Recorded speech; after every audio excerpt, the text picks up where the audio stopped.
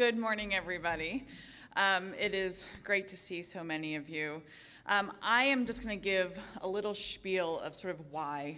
University of Kentucky was the champion for the MIT REAP process, and we had to write the check and go out and find partners who would help contribute to write the check. And so I wanted to talk a little bit about our motives and my motives specifically.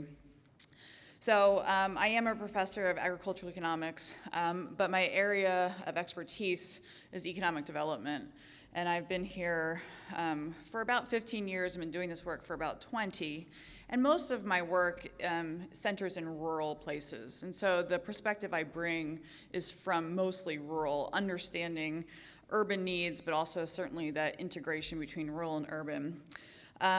So I wanted to talk about two reasons why MIT REAP seemed to be a great place for this Commonwealth to go. As an academic, I've read a lot of literature that really talks about the difference between a small business and an entrepreneur. And I have been admittedly and sometimes probably obnoxiously irritated or uncomfortable with this sort of easy exchange between using the word entrepreneur and a small business owner. And when someone says, oh, I'm an entrepreneur, I own, in Eastern Kentucky, we say, I'm an entrepreneur, I own a tanning salon. That's what we used to say 10, 15 years ago.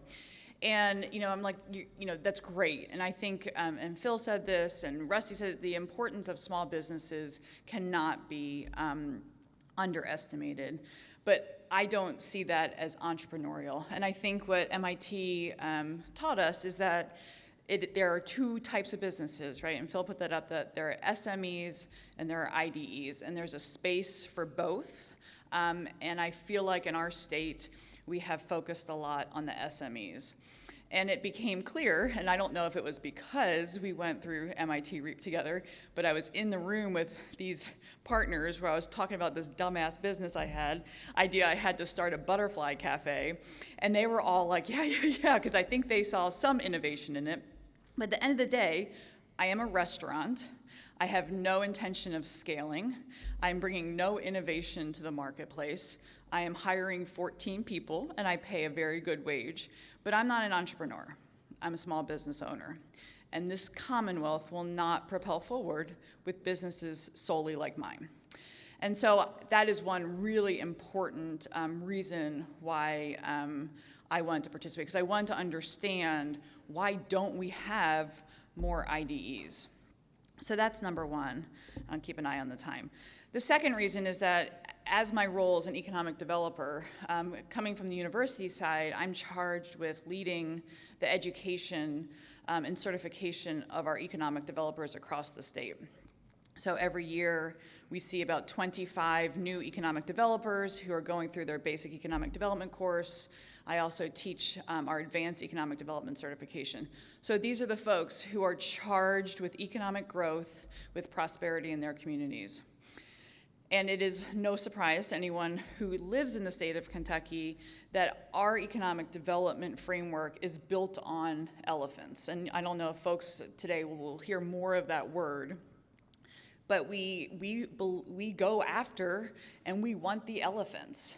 We want those established firms that have made their place in other places and who want to come to Kentucky and bring, have thousands of jobs that pay great, but they've already been established, and their drive to continue to innovate is not necessarily the same as those who are starting from the bottom. They've already gone through that pit of what do you say, the pit of despair or the death valley or whatever we call it, and they've gone to that growth part where it started to curve off again. And so it has been my job for year and year and year and year to try to convince those who are charged with economic development to understand that there are other strategies, not to completely neglect the idea of attracting firms. We had an amazing announcement a couple of weeks ago. That's the type of announcement that we've all been waiting for. An industry that is clearly closer to the cusp of innovation than others that have already surpassed it. But when that happens, all it does is it encourages other places to say, we're next.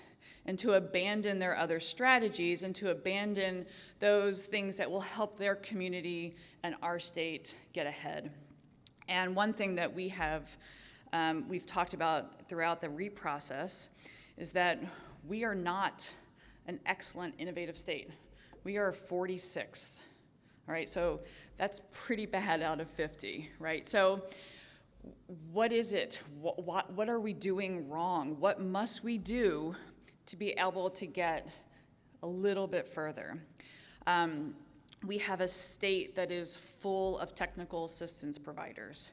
We have an amazing SBDC. We have an innovation network. We've got CDFIs. We've got universities. But what's the problem? We don't have deal flow. We don't have those types of exciting new companies that can continue to attract new risk capitalists, that can continue to start these new companies, some that may not make it, and that's okay, right? That's the other thing about working in rural, is to convince them that in that Death Valley, if they don't make it out, it's okay. I think Rusty probably, I don't know how many businesses haven't worked out, but I'm sure you're not at 100%, right? And that's okay, right? And we have to convince our leaders, our people to say, we have got to embrace risk. We're a very risk-averse state. We like the known, we like the elephants. And one word I learned throughout this process is the idea of a gazelle. You know, not necessarily the unicorn, but a gazelle, that thing that looks beautiful and flies and has tremendous growth opportunity and puts Kentucky on the map. And I just, those are the two reasons. And when we came to pull our team together, and I'm surprised I didn't hear Phil make this joke, but it's super easy to get the universities and the government there. Like, we obviously have nothing else to do, because we're like, well, we'll do it, right?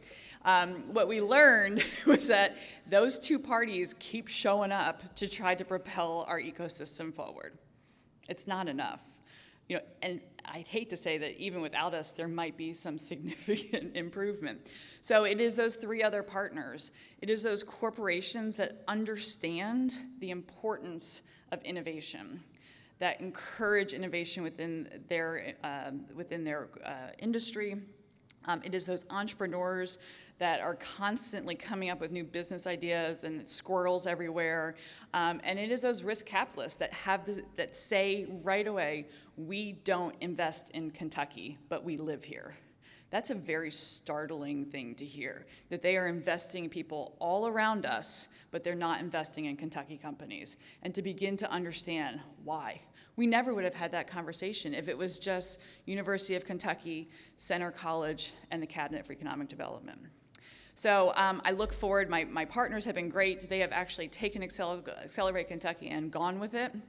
And so I think you guys are in for a really great day, and I look forward to hearing what other folks are going to say. So thank you.